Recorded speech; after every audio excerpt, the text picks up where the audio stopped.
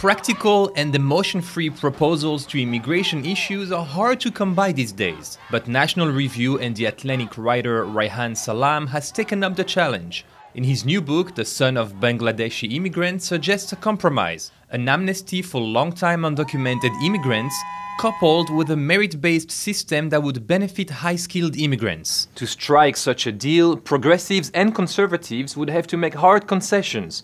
The first headache: selling the idea of an amnesty to conservative Republicans. They fear it will be the first in a series of amnesties. So, why bother having another one if you're just going to keep disrespecting the laws?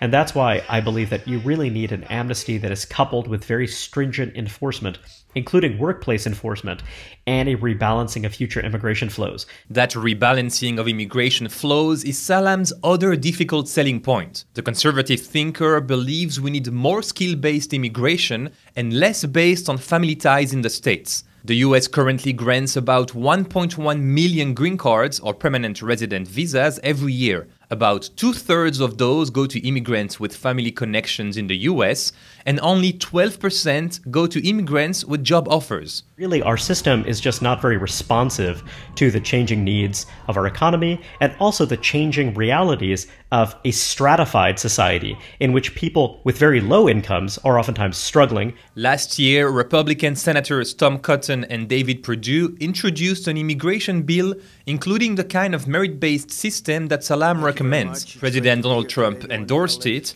but opponents said the point-based system ran counter to the country's interests and pointed to low-skilled immigrants in past generations who have contributed greatly to our country. Besides, they say the system would discriminate against non-white immigrants. Salam's response: our economy has evolved, and so should our immigration laws. As the pace of automation accelerates, many experts say there might be fewer jobs for low-skilled workers. Salam also wants people to recognize that most advocates of immigration restrictions are not racists. The large majority of voters want a controlled and managed immigration system.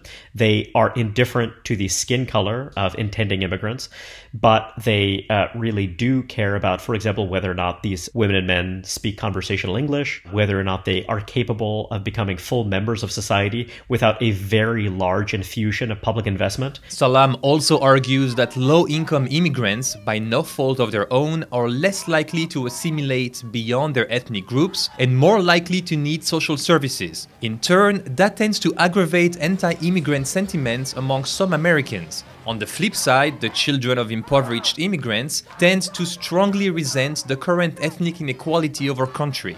So, if we don't want our ethnic and class conflicts to intensify, Salam says we urgently need compromises like his that over generations would bring Americans back together.